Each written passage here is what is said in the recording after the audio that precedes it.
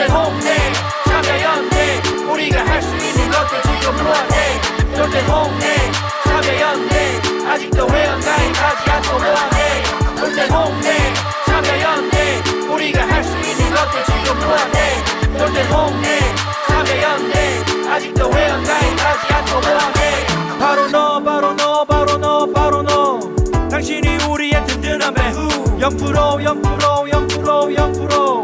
우리가 받는 정부 지원 0% 시위꾼 아냐 시민의 파수꾼 유엔이 인정하는 시민단체 파트너 행동하는 시민과 함께하는 권력 감시기구 참여연대 돌대홍대 참여연대 우리가 할 수 있는 것들 지금 뭐해 돌대홍대 참여연대 아직도 회원 가입하지 않고 뭐해 돌대홍대 참여연대 우리가 할 수 있는 것들 지금 뭐해 돌대홍대 참여연대 아직도 회원 가입하지 않고 뭐해. 안녕하세요. 참여연대 김승환 간사입니다. 정부 지원금 없이 회원의 회비로 운영되는 참여연대 함께 해주세요. 포털에서 참여연대를 검색해주세요. 전화번호 02-723-4251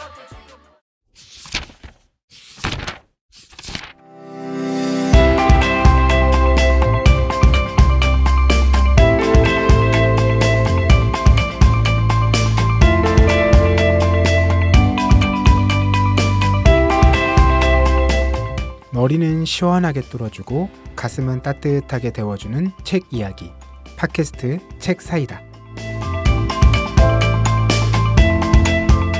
안녕하세요. 팟캐스트 책 사이다입니다. 책 사이다는 참여연대에서 만드는 팟캐스트입니다. 저는 진행을 맡은 박알라딘이고요. 오늘도 김느낌님과 황주부님 나와주셨습니다. 안녕하세요. 네, 반갑습니다. 네, 또 올해의 책을 할 때가 왔어요. 세월이 참 빠릅니다. 이 올해의 책 벌써 몇 번째 하는 거죠? 이 책 사이다에서? 세 번째? 네, 세 번째 하는 거죠. 네. 그거밖에 안 됐어요? 한 네. 5번 한 것 같았는데. 뭔가 올해의 책을 한번 하고 나면 네. 한 해가 늙는 게 느껴집니다. 늙는 동시에 또 아이가 자라나고 있지 않습니까? 아, 그렇죠. 얘가 빨리빨리 크고 있죠. 자, 저희 최근에 방송에 댓글들이 꾸준해요. 특히 팟빵에 그간 댓글 계속 남겨주신 분이죠. 다이소 만수르님께서 1,000원 후원을 해주셨습니다. 이야, 이럴 때 이거 감사합니다. 박수 효과음 같은 게 깔려야 되는데 박수. 남겨주신 댓글이요. 9번영 소장님이 EBS 고전 읽기 진행자라서 목소리 많이 들었는데 뭐 하시는 분인지 정확히 몰랐는데 이제야 알게 되네요. 방송 안 나오시고 얼마 뒤 다른 진행자분이 빈소에 다녀왔다고 이야기하셔서 돌아가신 거 알고 깜짝 놀랐었어요 해주셨네요. 네. 네. 그리고 유튜브에도 댓글이 있었는데요. 황주부님 소개 좀 해주세요.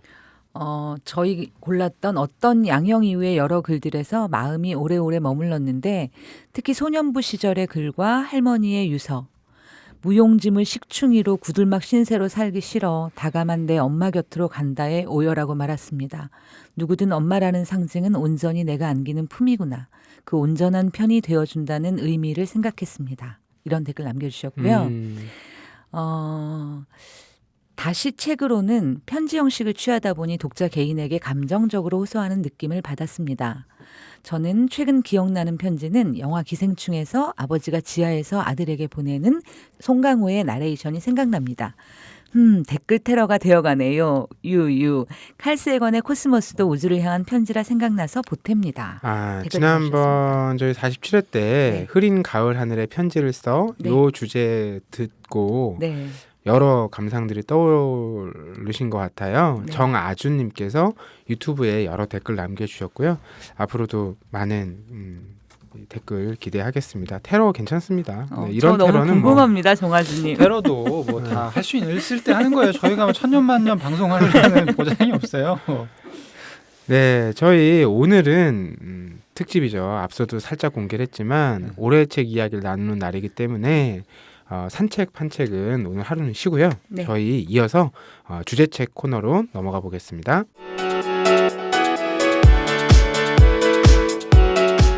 네, 저희 오늘 49회 주제책 2019 책사이다 어워드 올해의 책 시간이 돌아왔습니다. 이야, 야. 네, 이거 할 때마다 작년에 올해의 책 뭘 골랐나 참 올해의 책으로 선정했음에도 기억조차 나지 않는 놀라운 사실인데요. 올해는 또 어떤 책들을 올해의 책으로 고를지 두 분 다 하여튼 뭐 올해 읽은 책을 기준으로 골라오신 거죠? 올해 발간된 책 중에 읽은 그렇죠. 책을 골랐습니다. 그러셨구나. 네. 더 많거든요, 사실은. 그렇죠. 그 최종적으로 2권씩 골라오셨는데 이 고르는 과정이 이렇게 한 번에 딱 2권이 떠오르지는 않으셨을 것 같아요. 어떤 방식으로 선택하셨어요? 저는 일단 올해 책 목록 중에서 일단은 제가 읽었던 좋은 책들을 골랐고요. 그 중에서 19년작을 추렸고요. 네.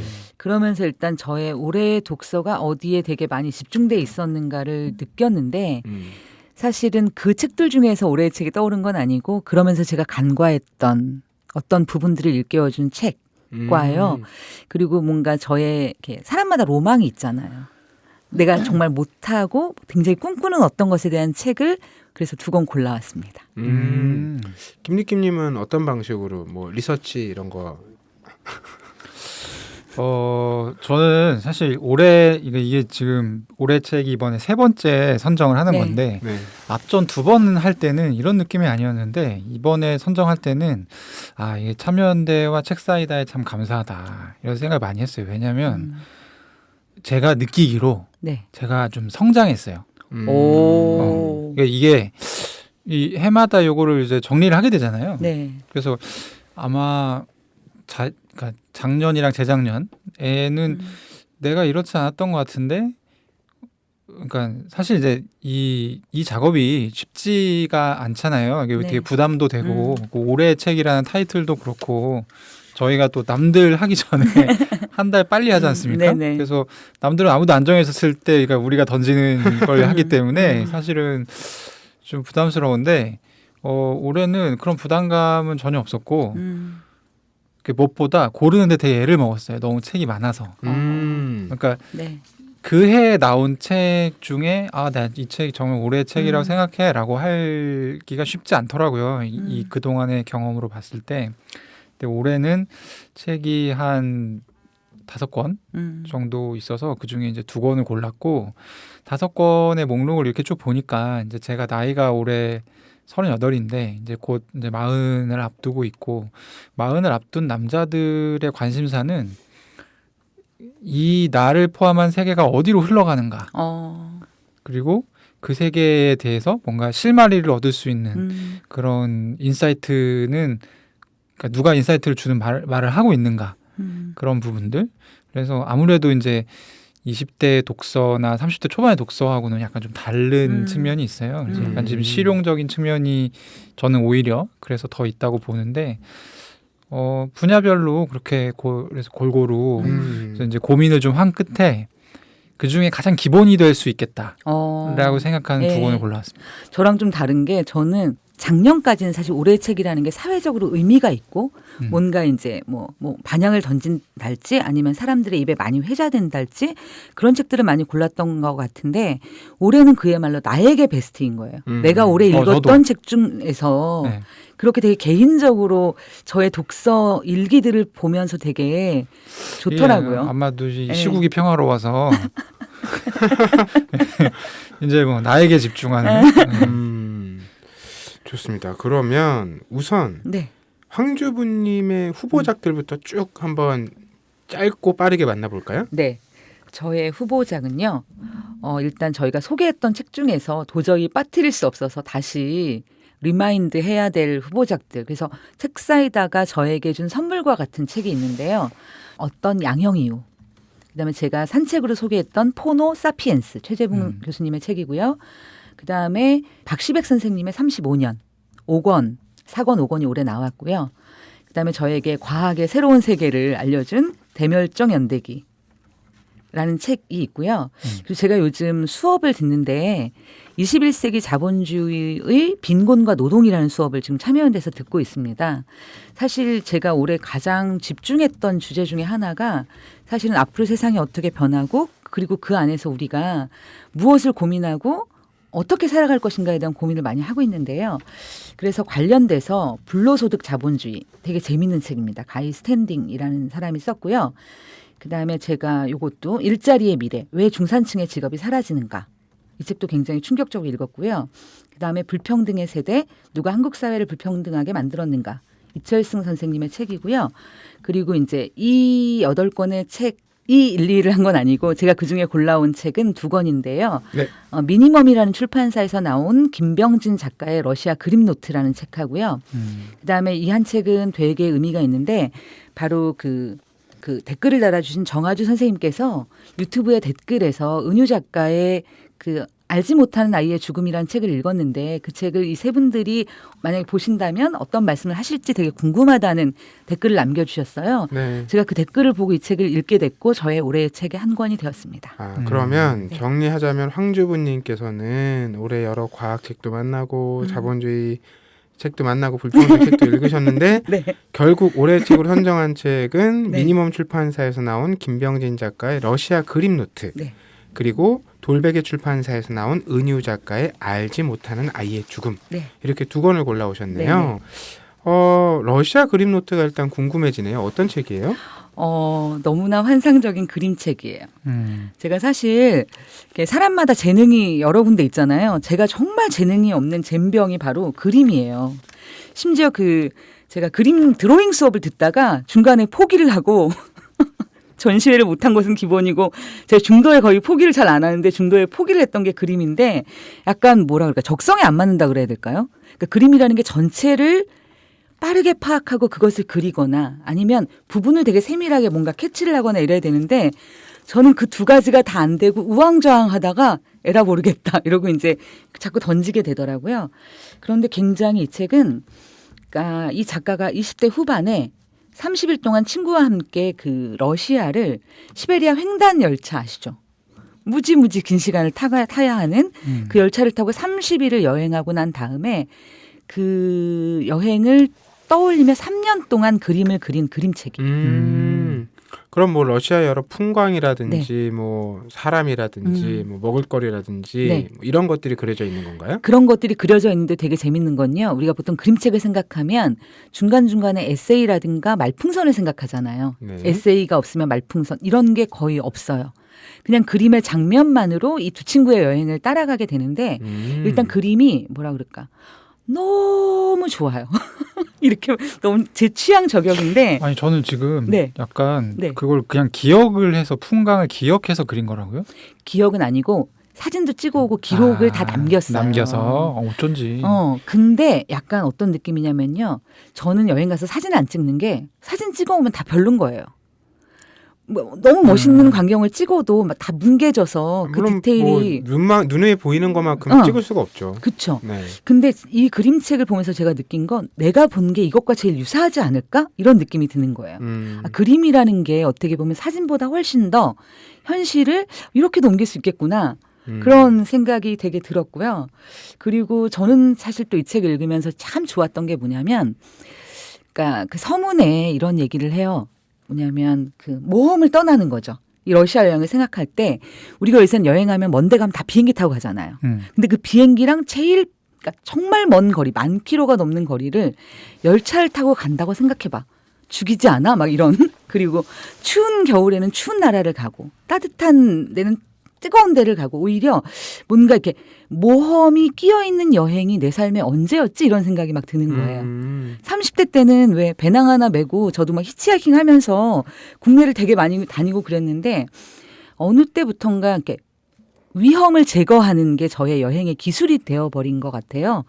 근데 20대 후반의 청년들이 여기 주인공이 이제 애벌레 가면을 쓰고 있는 병진 씨와 쓰레기통으로 표현되는 그 친구가 같이 여행을 떠나는데 그런 모험이 너무 좋았어요. 저는 그 정서 자체가 저한테 뭐랄까 내 여행이라는 것에서 내가 잃어버렸던 게 뭐지? 뭐 이런 걸 되게 떠올리게 하는 거였어요. 근데 이게 어쨌든 네. 러시아를 갔다 온 거잖아요. 네.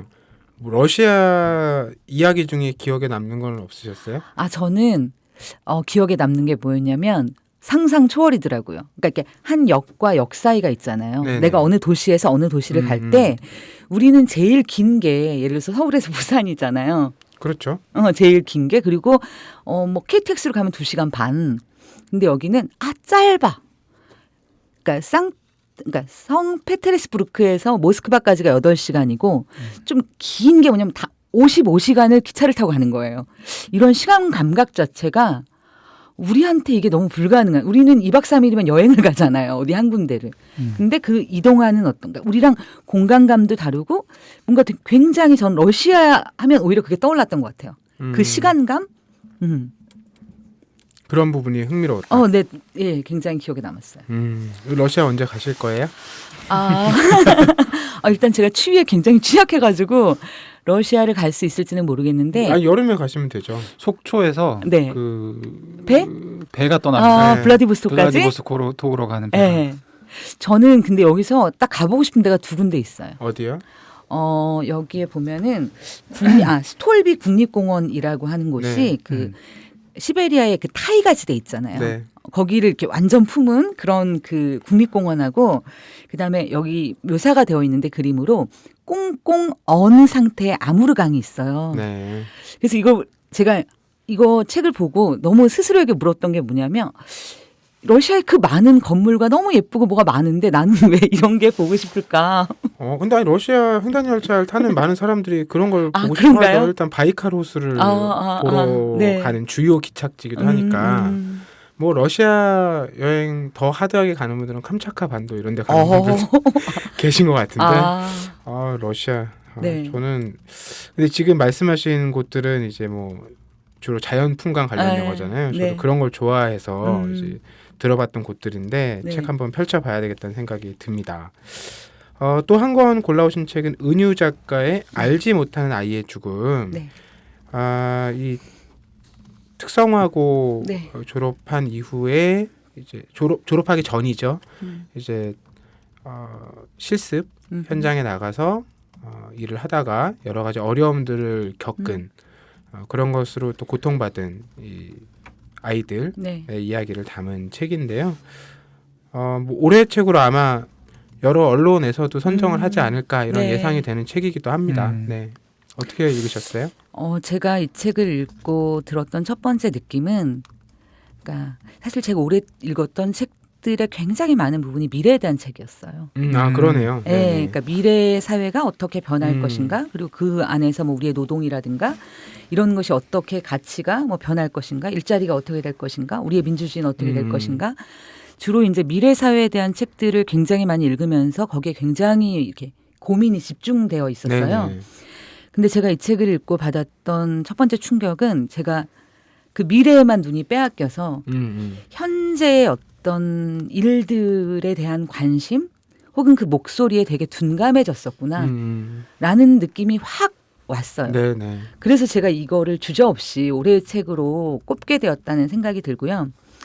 은유 작가도 되게 고민하는 것 같아요. 사회적 약자의 목소리를 담는다는 게 쉽지 않잖아요. 그렇죠. 내가 어떤 식으로 말해야 하지? 내가 이걸 말할 자격이 있을까?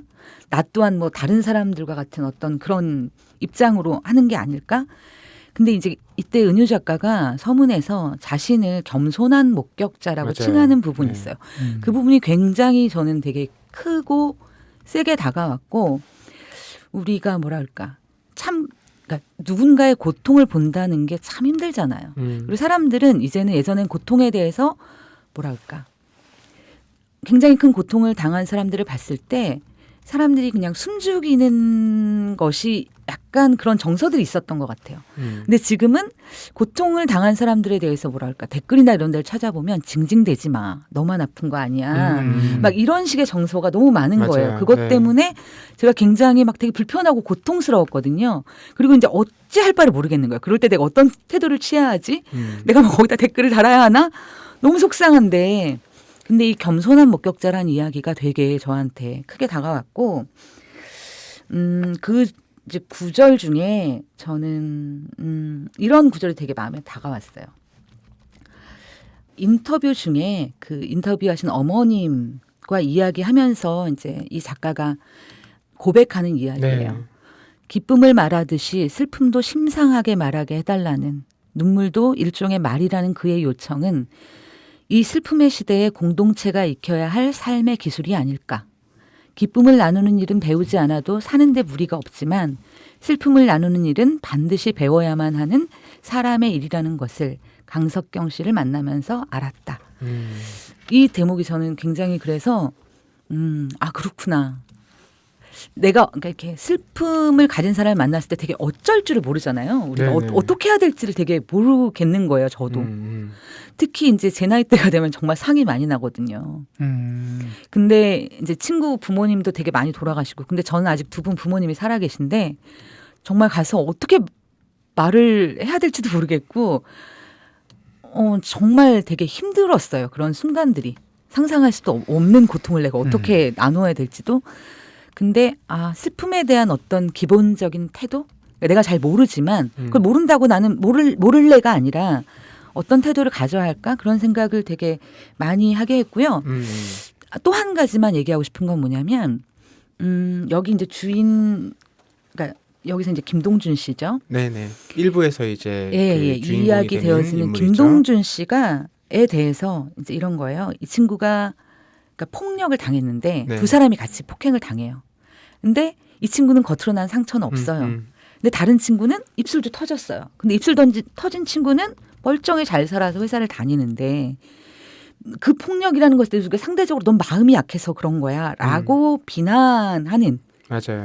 어떤 그런 게 있잖아요. 근데 여기에 대해서 그러니까 사실 이런 게 너무 사회적으로 만연한 시선인 거예요. 근데 여기에 대한 한 구절을 제가 읽어드리고 싶은데 우리 사회가 조금 더 좋아지려면 여린 사람들을 존중하고 여린 것들을 섬세하게 대할 수 있어야 해요. 그런 문화가 없으니 고인의 죽음을 두고서 여린 친구가 몇 대 맞더니 심각하게 죽었다. 누군 입술 터지면서 그냥 다니고 인생이 그런 거지. 다 그렇게 알고 있는데 이런 해석이 나와요. 라는 구절이 있어요. 그래서 우리가 섬세함을 섬세하게 인식하지 못할 정도로 일상이 폭력화되어 있는 것. 그래서 여린 친구들도 그 여림을 가지고 세상을 같이 살아나갈 수 있는 세상이 정말 좋은 세상이 아닐까? 그런 생각을 하게 됐습니다. 네. 이 책 저도 굉장히 인상 깊게 읽었던 기억이 나는데 조금 전에 황주부님께서도 그런 말씀을 잠깐 해주셨는데 이 책을 읽고 나서 가장 많이 생각했던 게 그러니까 뭐 어떤 그 이슈나 상황에 대해서라도 네. 굉장히 빠르게 명확한 태도를 갖는 것이 얼마나 무지몽매한 일인가 네. 라는 생각을 되게 많이 했거든요. 그러니까 이게 되게 여러 가지가 중층적으로 들어가 있는 이슈잖아요. 예를 그렇죠. 들면 말씀하셨지만 동중군 같은 경우는 네. 같은 그런 그 산업 현장에서 피해를 입은 그 학생들 현장 실습생 가운데서도 네. 또 결이 다른 거예요. 네. 왜냐하면 물론 모두 안타까운 이제 사건이지만 이런 뭐 기계나 네. 현장에서 사고를 당한 것이 또 아니고 스스로 이제 생을 네. 마감했잖아요. 그 강석경 씨 어머니 되시는 네. 분도 그런 강연이나 이런 북토크에서 그런 말씀을 하시더라고요. 그 안에서 또 그걸 가린다는 거예요. 사람들이. 네. 그러니까 우리는 되게 그 옳고 그름 이런 걸 되게 명확하게 정해두고 그다음에 답도 이렇게 내려고 하고 근데 이제 그렇게 간단한 문제가 아니라는 거죠. 이게 굉장히 많은 그 이슈와 상황과 그 말씀하신 세심함, 네. 조심스러움 네. 이런 게 필요한 일인데 그 댓글이 말씀하셨던 그런 거잖아요. 사람 사는 게 다 그렇지 뭐 이렇게 그냥 넘어간다는 거예요. 그러니까 다 알고 있다는 그러니까 뭐 그런 일이 한두 번 있었던 게 아니니까. 근데 사실 알고 있지 못했고 알지 않았기 때문에 같은 일이 반복된 거잖아요. 그렇죠. 근데 그렇게 생각하지 않고 그냥 그렇게 얘기한다라는 거죠. 그런 생각을 제일 많이 했던 것 같아요. 그래서 내가 지금 어떤 사태나 상황에 대해서 어떤 태도를 갖는 것, 답을 알고 있다고 착각하는 것, 이런 것들을 정말 주의하고 조심하고 세심하게 들여다봐야 되겠다. 이런 생각 정말 많이 했어요. 이 책 읽으면서. 저 같은 경우는 네. 저는 개인적으로 원래 이 르포르타주 네. 네. 장르를 거의 안 봐요. 그러니까 제가 직업이 기자여서 그런지 일단 기자에 대한 불신이 있고 그러니까 이거 뭐 어떻게든지 양념을 쳤을 것이다라는 불신이 있기 때문에 잘 안 보고 그런데 이제 보통의 다른 직업을 가지신 분들보다는 뉴스를 훨씬 많이 보고 또 이제 뉴스 지면에 안 실리는 정보들도 이제 많이 주워 네. 듣거든요. 네. 네, 그런 이제 상황에서 어쨌든 이 책을 이제 저도 정하준님의 네. 추천 때문에 읽게 됐는데 두 가지의 양가적인 감정이 좀 교차했던 것 같아요. 일단 뭐 동감해요. 저는 일단 그 성급하게 그때 잘 모르면서 판단 내리는 것 자체가 타인에게 굉장한 폭력으로 가다할 수 있다라는 부분도 동감을 하고 어떻게 보면 피해자잖아요.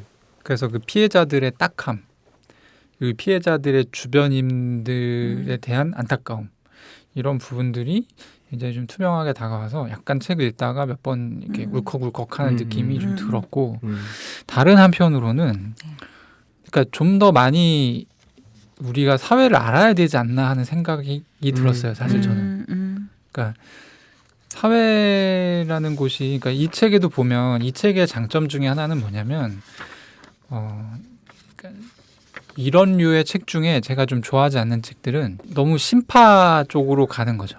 가슴 아픈 얘기만 그냥 줄창 늘어놓고 네. 아, 이 사람 얼마나 딱한지. 근데 이 은유 작가라는 분의 좀 저는 좋게 본 게 그러니까 사실 이제 읽다 보면 약간 그런 대목들이 있어요. 김동준 씨의 어머니가 왜 이렇게 했을까?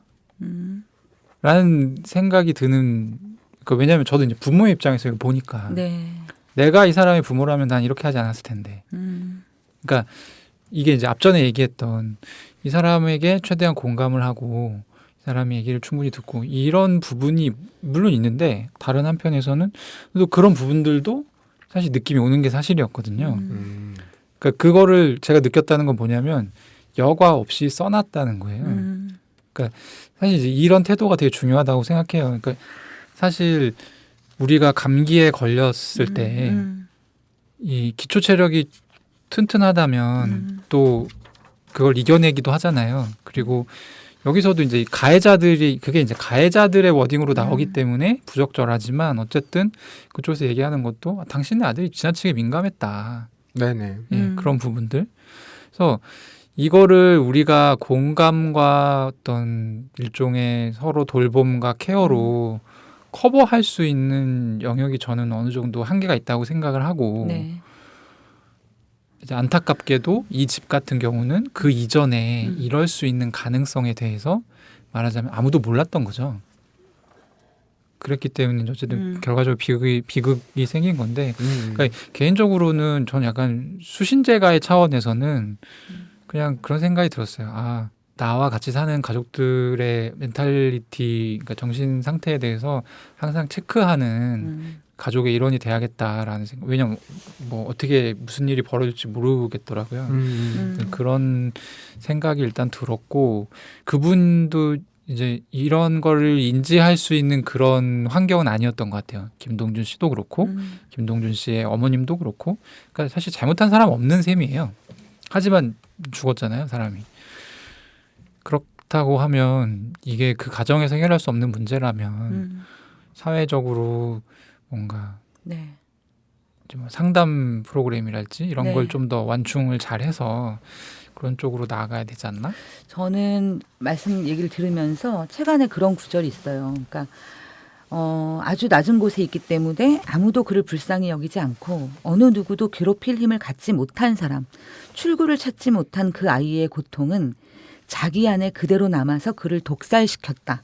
이게 시몬느 베유가 그 중력과 은총이라는 책에서 말한 구절인데 전 사실은 이제 이 구절이 우리 사회에 되게 많은 죽음, 많은 외로움의 질병들을 설명해 주는 것 같아요. 그러니까 고통이 쌓여서 그러니까 중독되어서 독살된 거잖아요. 이게 한순간에 터진 것처럼 나오는 게 아니라 고통이 어떻게 그 사람을 파멸로 이끌게 되는지 그리고 그것은 내부적으로 독살된 거니까 옆에서 알기가 사실 너무 어려운 거예요. 네. 책임을 묻기도 너무 어렵고 솔직히 말하면 그래서 저는 그런 부분들을 이 아이들이 첫 번째 찾으면 그냥 담임 선생님. 그러니까 정말 누구에게 말을 해야 할지 어떻게 이것을 표현해야 될지도 모르는 그런 고통들이 그리고 그것들을 드러내 봐야 사실 사회에서 하는 얘기가 되게 비슷하게 네. 그리고 이런 죽음이 전 참 많은 것 같아요. 너무 열심히 살던 친구들이 너무 많은 일 그리고 그 안에서 관계 때문에 어느 날 갑자기 그렇게 된 사회 초년생의 죽음이 이 특성화고 친구들만이 아니라 새 직장에 들어간 뭐 간호사들, 영양사들 되게 많거든요. 그래서 그렇게 좀 한번 봐야 되지 않나 그런 생각이 좀 들었습니다. 저는 사실 어떤 지점이 제일 음. 공포스러웠냐면 네. 저는 자살할 계획이 없거든요. 그리고 뭐 제가 인생은 모르는 거니까 어떤 상황에 처할지 모르겠지만 어떤 상황이 오든 내가 스스로 목숨을 끊을 것 같지 않아요. 그리고 이 부분은 그냥 막연한 내용이 아니라 그러니까 저는 자살을 한다는 건 어떤 의미인가 그러니까 여러 가지 생각을 많이 했고 그런 책들도 많이 보고 이제 나름의 이 생각을 정리할 수 있는 기회를 충분히 가졌다고 생각해요 스스로. 저는 그럴 것 같지 않은데 그러니까 한편으로 이제 공포스러운 지점이 뭐냐면 저는 이제 가족이 있으니까 네. 딸은 뭐 이런 게 전혀 없거든요. 근데 얘가 어떤 좋은 기회를 얻어서 이제 나이가 이제 뭐 30 정도 됐을 때 저 정도의 단단함을 가진다면 너무 좋겠는데 그게 안 될 수 있잖아요. 근데 그게 굉장히 되게 공포스럽더라고요. 그래서 이거를 보통의 저 같은 만약에 제가 애가 없다, 결혼 안 했다, 결혼했어도 애가 없었다면 아마 그거는 집에서 너무 좀 애를 안 돌본 거 아니야? 내지는 애한테 너무 그런 저거가 없었던 거 아니야? 라고 이제 되게 쉽게 얘기했을 수도 있을 것 같아요. 근데 이제 뭔가 딸을 지켜야 되는 약간 그런 입장이 되다 보니까 그래서 되게 묘했어요. 책을 읽으면서 네. 예, 되게 양가적인 느낌이 들었습니다.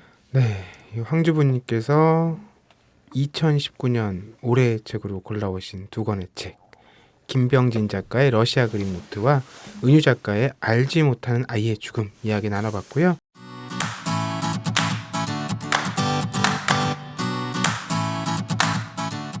참여연대가 제작하는 책 이야기 팟캐스트 책사이다와 국내 유일의 아시아 전문 팟캐스트 아시아팟 매주 목요일에 번갈아 찾아갑니다.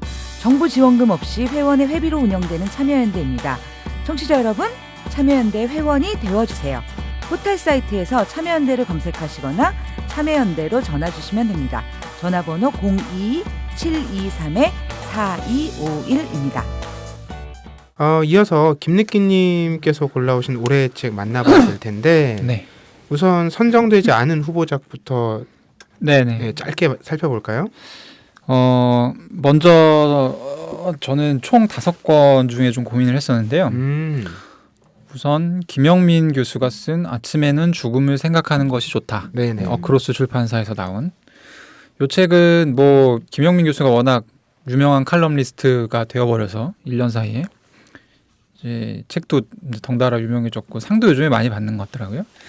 기본적으로 에세이집이라고 봐야 될 것 같고요. 그리고 이 책의 좋은 점은 나에 대해서 되돌아볼 수 있는 시간을 충분히 제공하는 에세이집이에요. 문장이 굉장히 밀도 있고요. 저는 사실 글쓰기 교재로 이 책을 좀 추천을 하고 싶어요. 꼭 읽어보겠습니다. 네, 문장이 정말 좋습니다. 문장이 정말 좋고 개인적으로 이분은 약간 유머에 대한 강박이 있어요. 유머에 대한 강박이 있고 이거는 정말 이 대단한 경지의 칼럼니스트이지만 취향의 측면에서 저랑 안 맞는 부분이에요. 이분이 약간 강박이 있고 그리고 이거는 되게 미묘한 부분인데 약간 생활인 같지 않아요. 무슨 말일까요? 이분이 그 중국 동양 철학 전공했거든요. 그래서 굉장히 원칙적인 얘기를 해요. 근데 사실 이제 저 같은 경우는 생활에 기반한 생각을 유지하는 게 저의 이제 평소 자세이기 압류. 때문에 좀 약간 이러는 부분도 있었어요. 네. 가령 뭐 추석이란 무엇인가 대표적인 칼럼이죠. 그 같은 경우는 추석이란 무엇인가라는 칼럼을 보고 사람들이 다 통쾌하다. 그리고 막 되게 재밌다고 깔깔거리고 웃거든요. 근데 제가 보기에 그 깔깔거리고 웃는 사람 중에 추석이란 무엇인가 하고 친척분들한테 반문할 수 있는 사람은 없어요. 그러니까 그런 점, 그런 부분이 약간 불편한 느낌. 어쨌든 글쓰기 교재로도 굉장히 좋은 책이니까 추천드리고요. 그리고 김수헌, 이재홍의 하마터면 회계를 모를 뻔했다. 이 어바웃 더 북 출판사에서 나온 책인데 이게 저뿐만 아니라 그 30대 후반에서 40대 초반으로 가는 남성들이 대체로 이런 경향이 있는 것 같아요. 나이가 먹을수록 조직, 기업 뭐 이런 거에 대한 관심이 좀 많아져요. 이게 개인이 할 수 없는 일을 하는 거잖아요. 근데 이제 왜 회계냐? 회계는 기업의 언어이기 때문에. 그래서 이제 이 책은 굉장히 좋았고요. 이게 이제 말하자면 회계 입문인데 네. 보통 이제 우리 다트라고 해서 전자공시 시스템에 들어가면 그 감사 보고서, 감사 보고서를 게재해야 되는 의무가 있는 좀 큰 규모의 기업들에 대해서는 감사 보고서를 다 볼 수가 있는데 이게 회계로 작성이 되어 있기 때문에 일반인들은 봐도 뭔 말인지 그쵸. 몰라요. 근데 하나의 언어를 획득하셨군요. 이 책을 봤다고 해서 언어를 획득했다고 할 수는 없고, 그러니까 이 책이 글로 들어가는 이제 좋은 말하자면 쐐기의 역할을 할 수 네. 있죠. 그래서 이 책을 일단 완독하시면 대략 이런 건가 보다. 그리고 이제 더 좀 하고 싶으시면 더 이제 상위에 있는 책들을 읽어가시면 될 것 같습니다. 이 책은 추천을 드리고, 그리고 이제 니얼 퍼거슨이 지은 역사학자인데요. 그리고 이제 홍기빈 박사가 이제 번역을 한 광장과 타워 21세기 북스 출판사의 책인데 큼지막한 책이죠. 네, 800페이지 정도 되는 책인데 기본적으로 역사책이고 내용은 이 광장은 여기서 이제 네트워크를 네. 얘기해요. 이제 흔히 우리가 얘기하는 뭐 인맥 이게 이제 네트워크죠. 그리고 타워는 계급. 그래서 재밌을 것 같기도 한데요. 대통령과 그러니까 이 인류사가 이 광장과 타워에 말하자면 얽힘 상태의 연속으로 진행되어 왔다라는 책이고 보통 사람들이 생각하기에 인류 역사는 계급의 역사라고 생각하기 쉬운데 그러니까 계급의 상위 부분에 있는 사람들이 다 마음대로 뭔가 이끌었던 역사라고 생각하기 쉬운데 세세히 들여다보면 그렇지 않다. 그 네트워크가 사실은 세상을 움직여왔다. 이제 네트워크 여기서 얘기하는 네트워크는 이거는 뭐 선악의 어떤 그런 측면을 배제하고 얘기해 보면 뭐 나치 이것도 네트워크고요. 그리고 이제 실리콘밸리 지금 요즘에는 팡이라고 표현하죠. 미국 출신의 5가지 기업 이것들도 이제 고도의 네트워크고 뭐 로스차일드 가문 또 네트워크고 이제 황주부님 좋아하시는 약간 프리메이슨 이런 거 이제 음모론에 자주 등장하는 여기도 이제 사실 프리메이슨이 석공들의 그 중세 석공들의 길드였잖아요. 그래서 이제 이런 것들이 세상을 좀 많이 움직여왔다. 이렇게 이것들이 세상을 움직일 수 있는 이유는 네트워크에서의 상호작용에서 혁신이 발생하기 때문에. 자, 김느끼님께서 지금 2019 올해 책 후보에 오른 하지만 2권에 선정되진 않은 3권의 책을 소개해 주셨어요. 김영민 교수의 아침에는 죽음을 생각하는 것이 좋다. 그리고 김수헌, 이재용 저자가 함께 쓴 하마터면 회계를 모르고 일할 뻔했다. 그렇죠. 그리고 니얼 퍼거슨의 광장과 타워. 그러면 올해의 책으로 선정된 2권의 책 어떤 걸까요? 이제 만나볼까요? 아까 처음에 이제 선정 기준에 대해서 설명을 드릴 때 5권 중에 가장 기초가 되는 분야를 올해의 책으로 선정했다 말씀드렸는데 브라이언 크리스천하고 톰 그리피스라는 사람이 쓴 알고리즘 인생을 계산하다. 청림 출판사에서 나온 책이고요. 또 한 권은 매슈 워커가 쓴 우리는 왜 잠을 자야 할까? 열린 책들 출판사에서 나온 이 2권을 올해 책으로 골랐습니다. 저는 깜짝 놀랐습니다. 왜요? 저희가 사실 미리 공유하고 웬만하면 그죠? 저도 웬만하면 다 읽으려고 했어요. 그런데 우리는 왜 잠을 자야 할까를 500페이지를 읽어야 될 이유를 저는 오늘 제가 사실 공유드린 책들이 5권 합치면 한 2100쪽 정도 돼요. 2100쪽 정도 되는데 저는 이건 이렇게 어려울 것 같지 않아요. 다 읽는 게. 아니 잠을 자지 않으면 죽어요 그냥. 그렇죠. 뭐부터 얘기할까요? 알고리즘 잠, 인생 잠부터 해주세요. 얘기할까요? 우리는 왜 잠을 자야 할까? 네. 제가 이 책을 왜 읽게 됐냐면 네. 저는 잠을 되게 잘 자요. 그러니까 저는 이 책하고 정말 아무런 관련이 없는 책이에요. 이 책은 잠 못 자는 사람들이 봐야 되는 책이거든요. 부제가 수면과 꿈의 과학이에요. 그리고 내용을 보면 우리는 왜 잠을 자야 하는지, 어떻게 하면 잘 잘 수 있는지, 뭐 이 온갖 가지 방법들이 다 들어가 있어요. 왜 봤냐면 저를 사로잡는 한 문장이 있었어요. 뭐예요? 네가 지금 하루에 8시간 이상 자고 있지 않다면 넌 네가 가진 능력의 100%를 활용하는 게 아니다. 저는 하루에 5시간 정도밖에 안 자거든요. 네. 그래서 오씨 확 땡기는데? 그래가지고 봤어요. 봤는데 이 책이 그러니까 말하자면 약간 사이비 종교 그 입문서와 비슷한 구조를 가지고 있어요. 그러니까 보통의 이런 과학 책들은 체계가 있어요. 그래서 뭐 착착착착착착 있는데 이 책은 뭔가 주장도 아니고 뭣도 아닌 뭐가 이렇게 한 대 딱 던지고 거기에 이제 뒷받침되는 과학의 어떤 단편들이 계속 이제 엮여서 네. 한 권의 책이 되는 약간 그런 방식인데 내용 자체는 저도 이제 못 믿겠는 내용이 있어서 또 찾아보기도 하고 그랬는데 대체로 뭐 맞는 내용들이 많고요. 그러니까 이게 이 책이 참 저널리스트한테 되게 유용한 책이에요. 저는 책을 읽고 뭐 이렇게 따로 정리하지 않았는데 지금 머릿속에 딱딱 떠오르는 것만 해드리면 잠을 많이 자면 치매가 덜 걸립니다. 바로 설득이 되지 않나요? 아니 뭐 그걸 꼭 500쪽짜리를 저는 A4 한 장으로 정리해도 충분할 것 같은데. 아니죠. 보통 뭐 이런 비슷한 내용을 수도 없이 많은 사람들이 얘기하지만 네. 현대인의 다수는 잠을 충분히 못 자죠. 네. 왜냐하면 잠을 줄임으로써 다른 이득을 많이 얻을 수 있다고 생각하기 때문인데 그렇죠. 이 책은 그 이득이 정말 하등 근거 없는 얘기라는 거를 엄청나게 많은 엄청나게 근거로 정말 잠을 안 자면은 한 1000가지 질병에 동시에 걸릴 것 같은 느낌을 주거든요. 확실히 주거든요. 그래서 그 다음부터 8시간 주무셨어요. 궁금한데. 자려고 하고 있어요. 압박을 되게 주는 책이에요. 이 진짜? 책은 확실하게. 확실하게 압박을 주고 그리고 두 분이 무엇보다 아니 이 책이 많이 팔렸어요. 많이 진짜요? 팔린 이유는 그런 근거를 본인 스스로한테 강요하는 정도로 주지 않으면 자기 삶을 못 바꾸는 거예요. 왜냐하면 내가 그렇게 바꾸려고 해도 사회 압박이 크기 때문에 이 정도의 근거가 500쪽 정도의 근거가 없으면 내 삶을 그렇게 바꾸는 게 쉬운 일이 안 되는 거예요. 실제로 현실이 그러니까요. 자, 여러분이 잠을 과연 충분히 자고 있는가? 네? 꼭 8시간 자야 되는 거 아니잖아요. 사람마다 케바케가 있을 수 있잖아요. 아니라고 얘기하죠.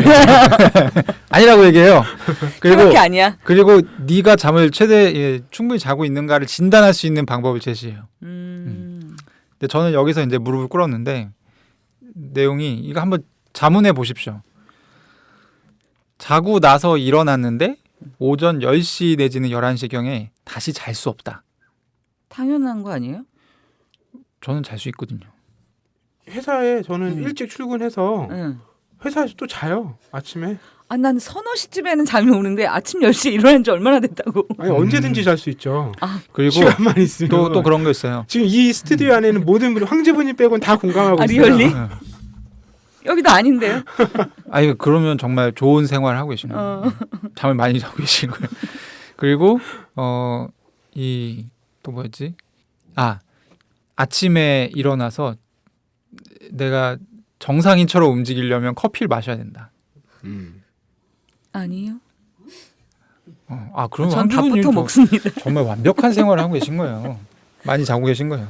그렇진 않은데 한 6시간 정도 자는데. 그래서 이제 뭐 그런 내용들이 조금 이게 읽다 보면 훅 빠지게 돼 있어요. 누구나. 그래요? 현대인은 누구나 직장 생활하는 사람들은 훅 빠지게 되어 있고 그리고 이제 그냥 겁만 주는 게 아니라 해결책을 또 줘요. 그래서 집에 불 다 꺼라. 웬만하면 키지 말고 그리고 이제 아이패드로 책 보지 말고 종이책으로 봐라. 아이패드로 책을 보면 다음 날 그러니까 렘 수면이 확 줄어든대요. 그만큼 많이 왜냐하면 이제 이게 빛이 이렇게 되니까. 이제 종이책은 그런 게 없고 그리고 또 재밌었던 부분이 이 커피 마실 때 네. 저는 이제 사실 오늘 저녁에 이제 저희 같이 밥 먹고 저는 커피를 마셨거든요. 저는 다른 안 두 분은 안 마셨어요. 드시고. 근데 커피를 보통 마시면 그 카페인이 들어있잖아요. 근데 카페인이 이게 사람이 시간이 지나면 졸리게끔 하는 물질이 뇌의 어느 부분에 수용체에 이제 갖다 네. 붙게 되는데 카페인을 마시게 되면 카페인이 대신 그 부분에 붙는데요. 그래서 잠을 자야겠다는 생각을 못 하게끔 만든다는 거예요. 근데 이제 카페인의 반감기가 사람마다 좀 다른데 케바케인데 최소 5시간에서 최장 뭐 7시간. 그러니까 체질에 따라 다르지만 어떤 사람은 카페인을 먹으면 한 잔 마시면 5시간이 지나야 그 카페인의 절반이 없어진다는 거예요. 그러니까 제가 아까 7시쯤 먹었으니까 저는 한 12시쯤 되면 이제 50%가 사라지는데 이 50%만 가지고도 충분히 그 수용체를 다 커버할 수 있는 양이기 때문에 일단 저녁에는 커피를 안 먹는 게 좋다. 숙면을 취하고 싶으면. 그리고 거미한테 또 실험을 했어요. 그래서 거미한테 실험해서 거미가 거미줄을 그리잖아요. 네, 카페인을 이제 좀 뭐 어떻게 매겼는지 모르겠는데 하여튼 적당히 매겼겠죠. 네. 카페인과 뭐 알코올과 뭐 필로폰과 뭐 하여튼 마약 항정신성 마약들. 그래서 우리는 카페인을 먹고 자기가 일을 되게 잘하고 있다고 생각하지만 정상적으로 이제 우리가 생각하는 거미줄처럼 이제 거미가 네. 하는데 카페인을 마신 거미는 거미줄을 다 못 그립니다. 그리다 말아요. 되게 부실하게 그려요. 그래서 그렇게 일하는 게 효율이 결코 좋지 않다. 뭐 이런 메시지를 담은 책입니다. 네, 제가 이 책뿐만 아니라 오늘 그 4권 중에 3권을 무려 제가 일하는 서점에서 네. 그 편집장의 선택이라는 공간에 올리고 소개글을 썼던 책들인데 음. 이 우리는 왜 잠을 자야 할까에 썼던 글의 제목을 제가 뭐라고 썼냐면 졸리면 자야 하고 네. 안 졸려도 충분히 자야 한다. 그렇죠. 네, 이게 이 책의 핵심이에요. 그리고 이 책에서 그 수면에 대해서 기존의 책들이 다루지 않았던 관점 하나를 제시해요. 뭐예요? 기존의 책은 대부분 음. 개인의 건강에서 얘기가 끝납니다. 네. 이 책은 그 개인의 생존과 직결된 문제일 뿐만 아니라 인류가 함께 살아가는 사회의 안전, 지속 이게 잠하고 굉장히 밀접하게 연결됐다고 얘기를 해요. 아주 뭐 거칠게 얘기하면 조금 전에 김래끼님 말씀하셨듯이 모두가 사고의 위험을 안고 살아가는 거예요. 지금 현대인의 다수가 그렇죠. 어디서 무슨 사고가 나도 사실 하나도 이상한 게 아니에요. 근데 그걸 마치 다른 시스템들이 혹은 다른 사람의 노동이나 잠을 참고 하는 어떤 일이 그거를 안전하게 보완해 준다고 믿고 그냥 가는 거라는 거죠. 이렇게 가서는 이게 한 번에 다 무너질 수 있다는 얘기를 하는 거예요. 되게 심각한. 그러니까 이게 사람의 인간의 활동이라는 것이 그 왜냐면 시골 살아보면 알잖아요. 시골 살아보면 해지면 자는 거고 또한 되게 일찍 일어나지 않습니까? 아침 한 새벽 4시 해 동트면 일어나고 그리고 이제 산사 같은 데서 사는 스님들도 사실 새벽 3시면 일어나시고 8시면 잠자고 이렇게 하는데 물론 이제 그렇게 살아왔겠죠 모두가. 근데 지금은 여러 가지 필요에 의해서 뭐 여러 가지 도구들을 사용해 가면서 좀 더 많이 일하는, 좀 더 나의 생산성을 높이는 이런 식으로 일을 해가고 있는데 사람이라는 생물 자체가 그렇게 설계되지 않았기 때문에 결국에는 지금 이 사람들이 이렇게 열심히 일해서 경쟁하는 상대가 기계들이잖아요. 네. 이 기계들은 잠을 안 자잖아요. 그 뭐 탈이 나면 교체를 하면 그만인 거고. 그래서 도저히 이제 싸울 수 없는 상대와의 싸움에서 더 뭔가 이 잠을 희생하고 이렇게 하는 것보다는 뭔가 이제 완전 다른 방식의 해결책을 고민해 볼 때가 네. 되지 않았나. 그러니까 사실 네. 저는 사회적으로 이 책이 던지는 메시지도 그런 부분에 있다고 생각을 하고 그래서 이제 뭐 인공지능이나 아니면 자동화나 이런 사실 이슈하고도 되게 잘 붙는 그런 책이에요. 네. 설득이 되었습니다. 네, 김느낌님께서 올해 책으로 가져온 네. 첫 번째 책은 매슈워커의 우리는 왜 잠을 자야 할까였고요. 이어지는 책은 아까 말씀해 주셨죠. 알고리즘 인생을 계산하다. 네, 알고리즘 인생을 계산하다는 왜 골랐냐면요. 이 책은 좀 취향 탈 것 같기도 한데 이 책은 되게 약간 공돌이스러운 책이거든요. 네, 굉장히 공돌이스러운 책이고 저는 이 책이 뭐가 마음에 들었냐면 이 책을 한번 읽잖아요. 네. 일상에서 불필요하게 낭비되는 시간을 상당히 줄일 수 있습니다. 음. 이 책에 나오는 내용들이 최적 멈춤. 네. 최적 멈춤이 뭐냐면 내가 뭔가를 찾는데 가령 뭐 인터넷에서 쇼핑을 하기 위해서 어떤 상품들을 찾잖아요. 어디까지 보고 멈추는 게 제일 좋나? 이 정답이 없을 것 같죠? 있어요. 37%. 네. 37% 그렇죠. 맞아, 37%예요. 네. 이런 것들이 다 알고 이제 선행되어진 연구가 있다는 거죠. 네. 그래서 그러니까 말하자면 인생의 결정을 할 때 답이 없는 문제 같아. 하지만 찾아보면 다 답이 있다는 겁니다. 그래서 물론 이제 뭐 이대로 살면 너무 좀 재미없을 것 같기도 한데 그거는 이제 각자의 선택에 맡기고 이 책을 한번 보게 되면 상당히 시간 절약을 할 수 있다. 그래서 좋은 책. 그리고 책. 뭐 공돌이라고 말씀하셨지만 이 책은 개중에는 문과생들도 즐겁게 읽을 수 있는 유형의 책이고요. 그리고 그런 맥락에서 판매도 많이 됐던 책이기도 그래요? 합니다. 네. 그러니까 사례가 네. 다 일상에서 누구나 겪을 법한 얘기들이거든요.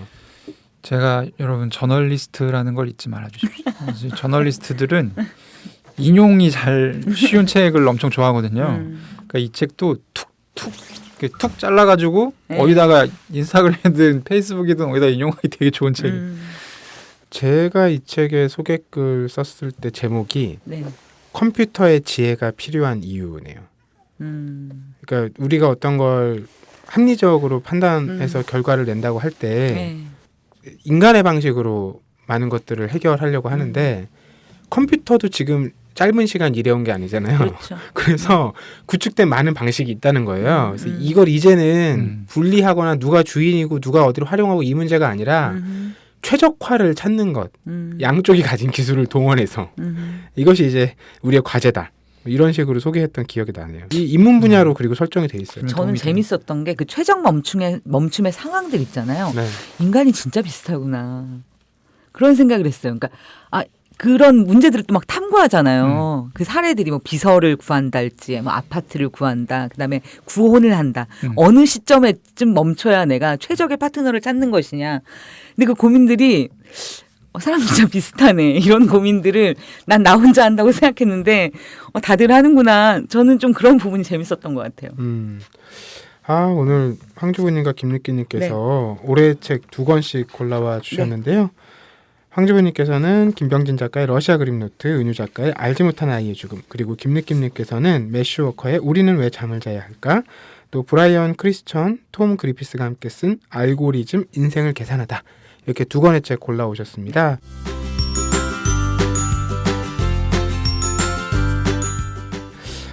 이렇게 색깔이 있는 올해의 책 이야기 나눠봤으니까 마무리하기 전에 네. 저희 주제 랭킹 쇼로 제가 또 짧게 준비해봤어요. 어떤 걸 준비해봤냐면 올해 출간된 책 중에 네. 독자들이 가장 많이 구매한 책 10위까지. 분야 상관없이 네. 토탈. 토탈. 네. 자, 10위부터 궁금하네요. 갈까요? 10위 경제경영 분야 책입니다. 네. 50대 사건으로 보는 돈의 역사.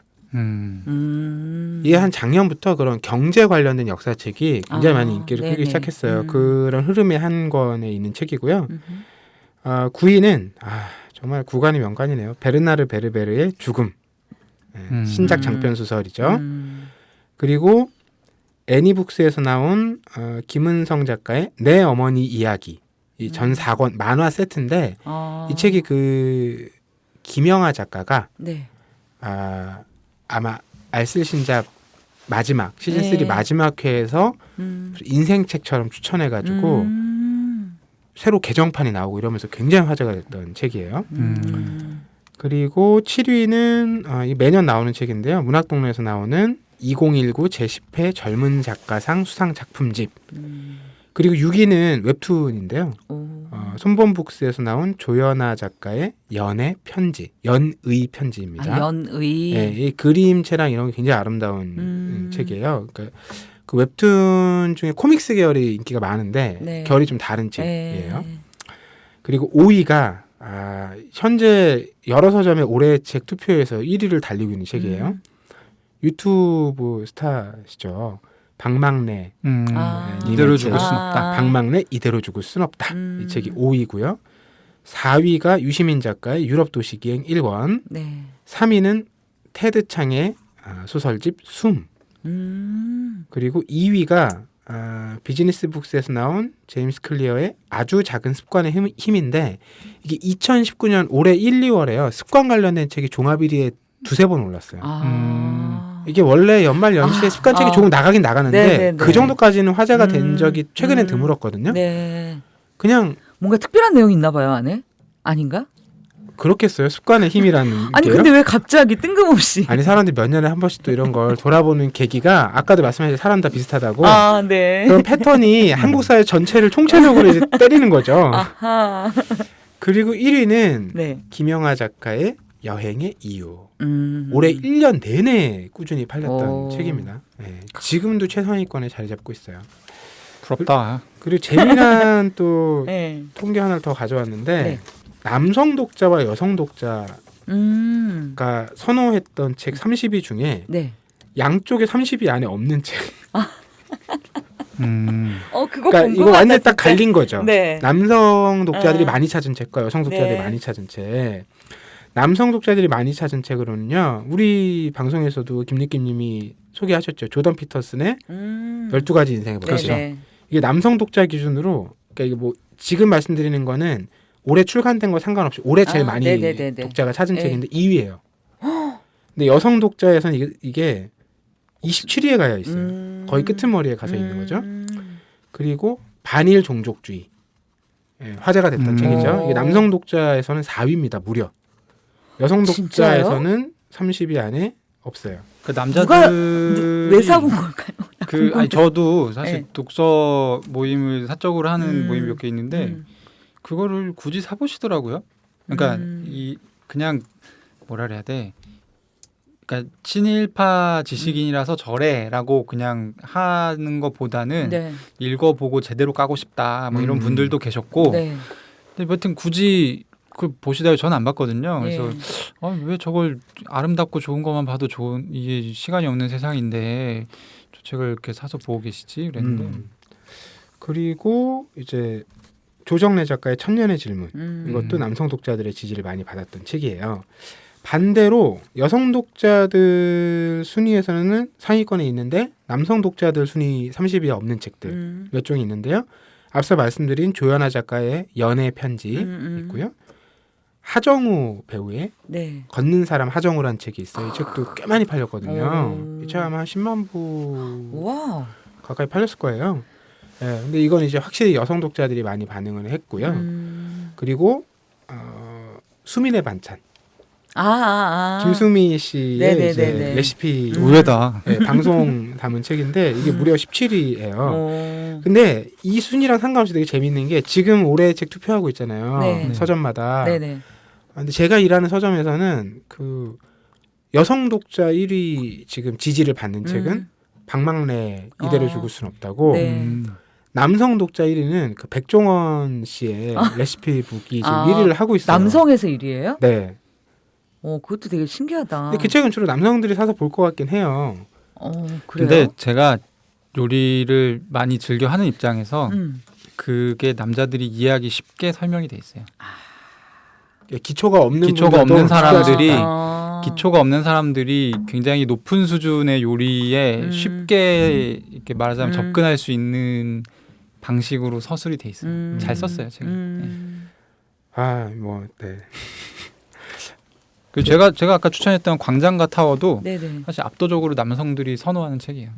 남자들이 많이 팔렸어요. 알라딘 같은데 보면 요즘에 요새 나오거든요. 나오죠. 연령별, 성별 이렇게. 네. 그러니까 이게 참 그 통계가 그렇게 구분해서 볼 필요가 있나 싶다가도 이렇게 단위를 그러니까 시간의 단위든 아니면 뭐 그 수량의 단위든 네. 이런 거를 키워서 보면 어쨌든 경향이라는 게 또 어떤 측면에서는 네. 뭐 차이라는 게 있을 수밖에 없으니까 어떤 측면에서든 드러난다는 것도 또 흥미로운 일인 것 같기도 해요. 그래서 뭐 1년에 한 번쯤은 뭐 이렇게 정리해 보는 것도 어떨까 싶어서 놀때 홍대 참여연대 우리가 할 수 있는 것들 지금 뭐해 놀때 홍대 참여연대 아직도 회원 가입하지 않고 뭐해 놀때 홍대 참여연대 우리가 할 수 있는 것들 지금 뭐해 놀때 홍대 참여연대 아직도 회원가입 하지 않고 뭐해 바로 너 바로 너 바로 너 바로 너 당신이 우리의 든든한 배후 0% 0% 0% 0% 우리가 받는 정부 지원 0% 시위꾼 아냐 시민의 파수꾼 유엔이 인정하는 시민단체 파트너 행동하는 시민과 함께하는 권력 감시기구 참여연대 놀땐 홍대 참여연대 우리가 할 수 있는 것들 지금 뭐해 놀땐 홍대 참여연대 아직도 회원가입 하지 않고 뭐해 놀땐 홍대 참여연대 우리가 할 수 있는 것들 지금 뭐해 놀땐 홍대 참여연대 아직도 회원가입 하지 않고 뭐해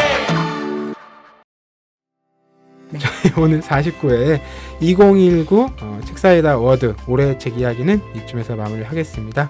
여러분들 감사드리고요. 지금까지 책사이다 전 박알라딘이었고요. 김느낌님과 황주부님이었습니다. 네, 감사합니다.